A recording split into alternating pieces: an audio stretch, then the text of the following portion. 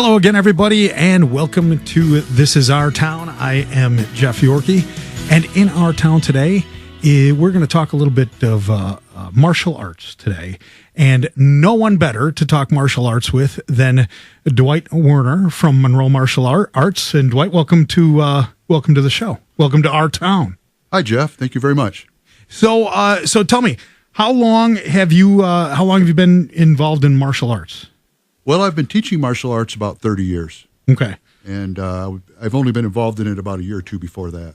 You know, I got to tell you, so before we came on the show, I was doing a little bit of research myself, and one of the things that I noticed was there was if you don't know, my day job is a prosecuting attorney, and so I've done delinquency work. My wife is a teacher at Custer in Monroe, and so one of the big problems in America right now is the whole bullying thing. Okay, and so I was reviewing as I was doing some research today. I found this doctoral dissertation that was done in 2012 at Arizona State University, and the thesis was, and the findings were that martial arts actually helps to improve or decrease the amount of bullying, not only from the person that's being bullied, but also it prevents people from becoming bullies.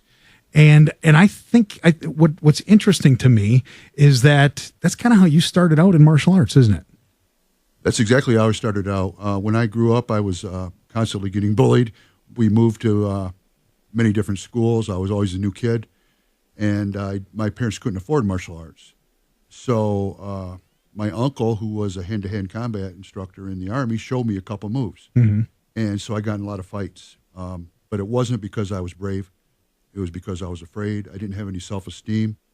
I didn't get the real benefit of the confidence and the discipline. So, and I got in trouble with the law even over stuff like that. So when I became a parent and my son started getting bullied, and he was 8 years old and he got picked on by a 13-year-old, and I went and talked to the kid's dad, and he was like a big old hairy biker, and he basically told me to get lost. And I knew that if I hit the guy, I'd go to jail again. So I said, I got to do something. So I ended up enrolling my son in martial arts and my daughter.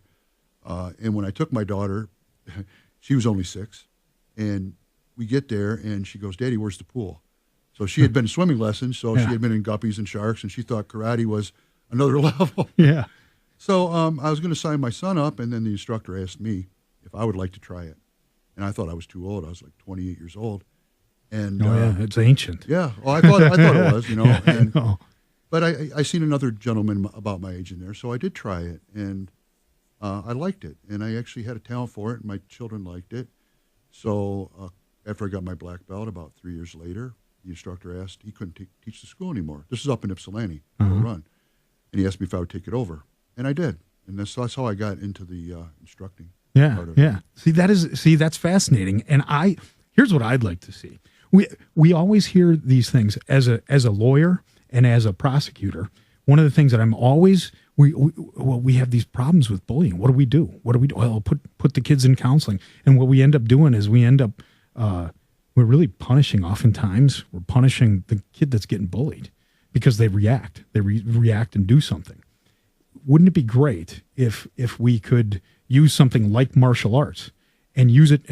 In my opinion, it ought to be incorporated right into the curriculum of schools. If they really, really, really were serious about ending bullying, it's because, and that's what I want to get into with you, because at your school, it's a family-oriented place, right?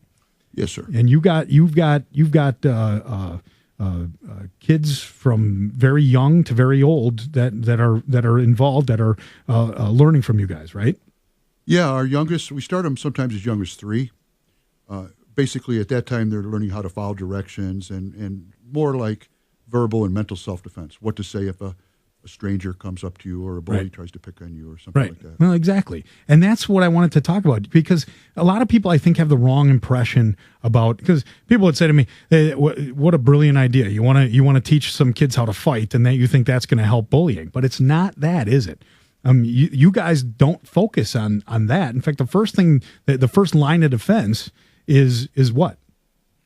Well, we don't want to be aggressive. We teach children to be, we play a game. We call it Super Kid, Shy Kid, Super Kid. So really, a bully does not know. They're like people are animals, and if you look at the animals in the jungle, they don't pick the strongest prey. They look for the weak or the sick. Yeah. So bullies are usually looking for a reaction. They don't want to fight either. So if you get a kid that looks like he's shy or scared, they draw that kind of attention. So we have the kids. They play the game Shy Kid, where they like look down at the ground and say Super Kid. Now the bully can't tell by looking at you if you're scared or not. So if you act like you're confident, not aggressive, assertive, and so that's what we try to teach. I am currently talking with the Monroe schools about getting a program in there. Are you really? They'd asked about an after-school program. That's a great idea. See, that's why I'm really glad you're on the show because I think it's the type of thing that I'd love to work in conjunction with you guys because obviously, we talk to the schools all the time, but I think that's a great way to help minimize those issues because we know how terrible they can be and the potential consequences of bullying in schools. But so that's how you kind of got involved. But now you are, and you've been doing this now for quite some time. I won't say exactly how long, but you're a 5th degree black belt now, right? Yes, sir. And let me ask you a little bit about martial arts because I'll be honest with you, I don't know. I know a little bit. I don't know a ton. Now, people think when martial arts, they think of karate, they think of taekwondo, jiu-jitsu, stuff like that.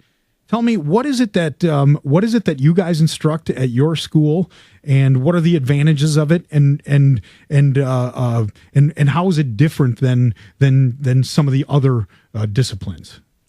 Yeah, a common misconception is that we teach fighting, and really we don't. We teach self-defense, and not just punching and kicking. We teach verbal self-defense, mental self-defense, how to talk your way out of a situation, how to use your mind to avoid it in the first place or think your way out of it. Of course, we show the physical, tools, the parts of the body that are naturally weapons and the weaknesses that you can attack, not to beat anybody up, but just to escape. Now, what makes us different from many schools is we're not sport-orientated. And we incorporate, although our techniques are very modern, my certification, my 5th degree black belt, is in a style called Choi Kwando, which is it's developed by a gentleman named Kwang Choi, and it's all practical street self-defense. And he studied many, many activities that the idea was to hit something hard, like baseball or golf or tennis or even cracking a whip. And they have some things in common that many martial arts don't have in common. Sports can be good. We personally don't like to do it because our job is to raise self-esteem. And the winner feels good, the loser feels bad, right? And most martial arts, any martial art that I've ever seen really, and we've done them all, they eliminate the most practical techniques for safety, right? For instance, Taekwondo, in their tournaments, they don't allow punching to the head, they don't allow kicking to the waist or below the waist, they don't allow any grappling techniques, anything like that. Even now we have some very good schools in Monroe. I've been the longest, and I've seen a lot of come and go, but I think we got a couple good ones in here now. But their main focus, as far as I understand, is more for tournament style, for stuff. And you do get fit, and you do get a lot of benefits from it. But we do not want to fight. We avoid that stuff. We also teach community service, to give back to the community. Right. Yeah, we wanted to talk a little bit about that because how do you guys go about that? Because there's a pretty specific way that your students end up giving back to the community. Well, your instructors too, right? Yes, everybody. But before you get your black belt, there's a couple things you have to do. First of all, you have to learn all of our curriculum. All of our punches and kicks and patterns and speed drills and weapons defenses, all that. But also you have to do a project-based leadership training, we call it a project, where you pick a project. It has to be something that I prefer if it helps the local community, and you have to be in charge of it. You have to have people that you assign tasks, and then you complete it, and then you do a report on it. And we've had some over the years some very wonderful people that have given back to the community in a big way. Yeah, give me an example. One of the things that really sticks out for you. Yeah, for instance, we had a couple guys that solicited some funds from some corporations, and they raised quite a bit of money, and over $10,000. And they went and they bought coats from Macy's and Dillard's and really real high-end coats, but they got them real cheap. They got them for like $10. Yeah. And they had like 250 coats. And we gave them away. We put a thing in the paper, and we gave them all away in one day. And so that type of thing we really try to instill because, I've studied this for a long time, and most people, I want them to get something more out of the martial arts than just punching and kicking.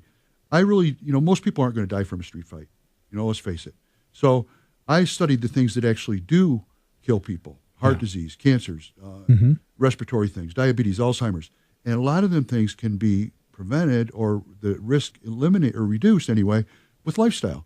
Yeah. So we tell our kids not to smoke cigarettes, not to drink alcohol to excess, watch what you eat.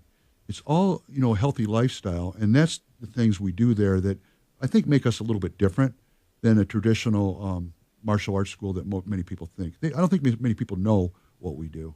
Yeah. And if you want to find out what you do, you go to MonroeMartialArts.com, right? Yeah. And then you've got a YouTube page as well, right? Yeah, we have some stuff on YouTube too. Let's talk about some of the more interesting stuff that you have on YouTube, because in addition to instructing, you're also a film star, right? Tell us about you got to tell people, because if they go onto your YouTube page, they're going to find it, right? And they know what I'm talking about. I'm talking about something you did with National Geographic, right? Yes. Tell the folks about that. Whet their appetites, please, because this is really cool.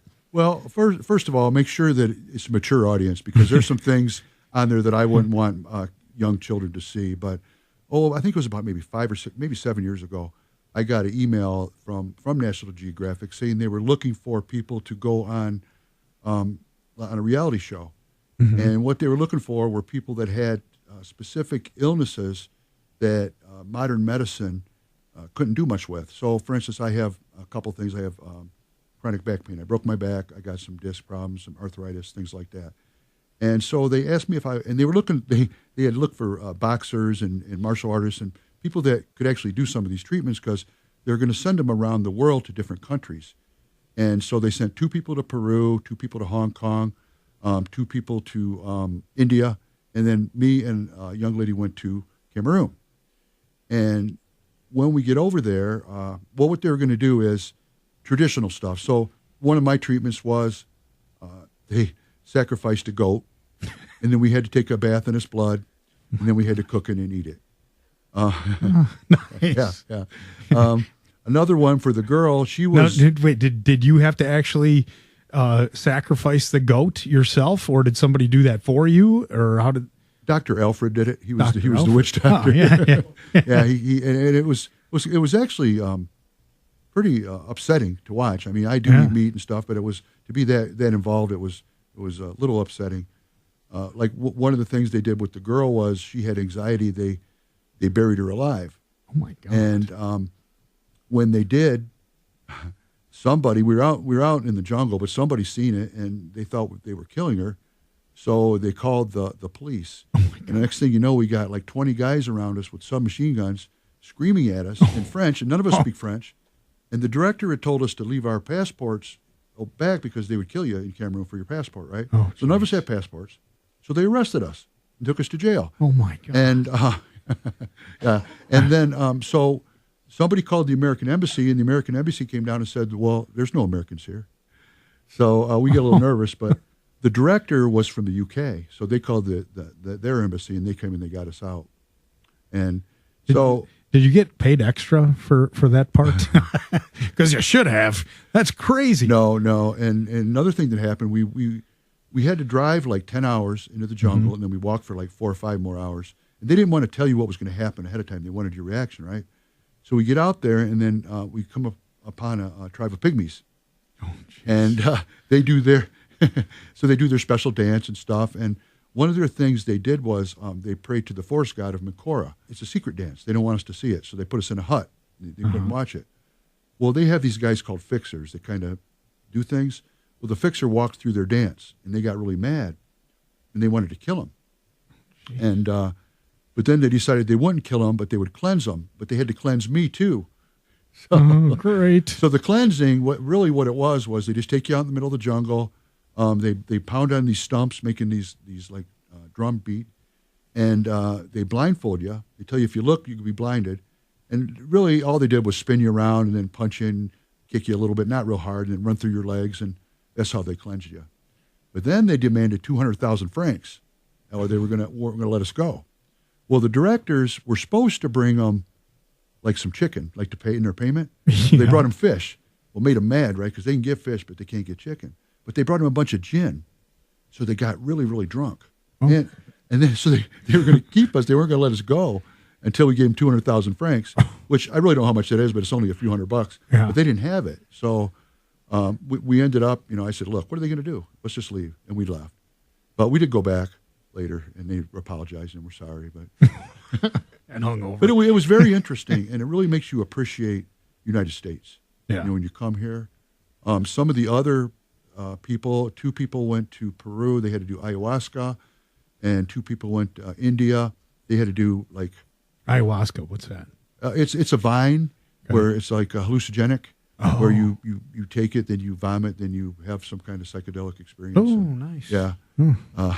And the ones in India had to do like enemas and drink a gallon of water, all kinds of crazy stuff. They had to drink a mixture made out of cow dung and honey and cow urine. Over in China, they had to do they did cupping, tongue acupuncture, and then they made them drink wine made out of 3 different kinds of animal penis. So you got the easy part. Yeah, I got the easy one, You only got arrested and nearly killed by pygmies. Yeah. Man. Well, one of the things was they had to cut me. They cut me like 10 times in each joint with a razor blade and smeared in a mixture they made. They had to make it out of bones of lions, giraffe, and ostrich, and then some devil claw, some other herbs and roots and stuff they found in the jungle. Well, Dwight, I got to ask: is your back better? Well, it didn't really help. I mean, really. But I what helped more than anything else was yoga. Yeah. I mean, when I come back here, I started studying yoga and became a certified teacher. And you guys do yoga? Yep, we do yoga. Arts, we do Monroe Irish stick fighting. Too. We do Tai Chi. Our style is called Kaizen, and it means good change or continuous improvement. And it's a combination of styles. We teach the Choi Kwan Do, but we teach elements of boxing, wrestling, judo, jiu-jitsu, Krav Maga, weapons defenses, like I said, Irish stick fighting, and many things like that. It's a little different than a lot of styles because we don't just stick with one style. So, Dwight, if you want to take classes and become a black belt, first of all, how long would it take? How long does it take to become a black belt? Every person's a little bit different. The soonest you can do it would be we call it a Bodon black belt, which is a probationary 3 years. Okay. But for instance, 2 of my kids took 8 years. Yeah. Because I as their instructor and as their father, I seen they weren't practicing at home enough. So, it's not easy, and it takes a big commitment and time. It starts off pretty easy, but in the end, it's a lot of hard work. And really, I think only like worldwide, like 1 out of 10,000 people that starts martial arts actually goes to the first-degree black belt. Really. All right. So if I want to get involved, how do I get in touch with you? Well, our website, MonroeMartialArts.com, our Facebook page, and what we generally do with new people is we give them a couple private lessons first to show them around.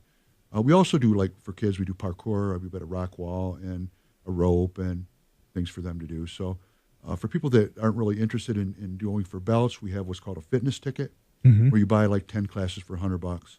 And you can try, you can't really try the martial art, the belt part of the martial arts. Right. But you can do the Irish stick fighting or the yoga or the Tai Chi. Okay. So where are you guys located? We're located on La Pleasance Road, in back of the fireworks place, right by the highway. Gotcha. I've been in Monroe since, I think, 91, and I've moved like 6 times. Yeah, I remember you guys were over at the Masonic Temple or something like that. Yep, we were Masonic there for Hall, quite a while. right? Yep. Yeah. So now you're over on La Pleasance, right? Yes, sir. And if you want to give you a ring, if you want to give you a call like the old-fashioned way, you got a phone number? Yep, 734-828-4668. One more time? 734-828-4668. All right. Hey, Dwight, that's all the time we have for this edition of This Is Our Town, but I know that there is a lot more to talk with you about. So you are more than welcome to come on the show anytime you'd like. Well, we'd love to have you. There's a lot more to martial arts, then we've just really kind of scratched the surface here today, haven't we? Yeah, yeah. And, if anybody wants to mention that they heard about this on your radio show, we will give them a month free. Sounds great. Yep. All right. Perfect. Love it. Dwight Werner, thank you so much. I really appreciate you coming on the show. It's been great. Unfortunately, it is all the time we have. So until next time, I want to thank everybody for listening. Take care, everybody. See you next week.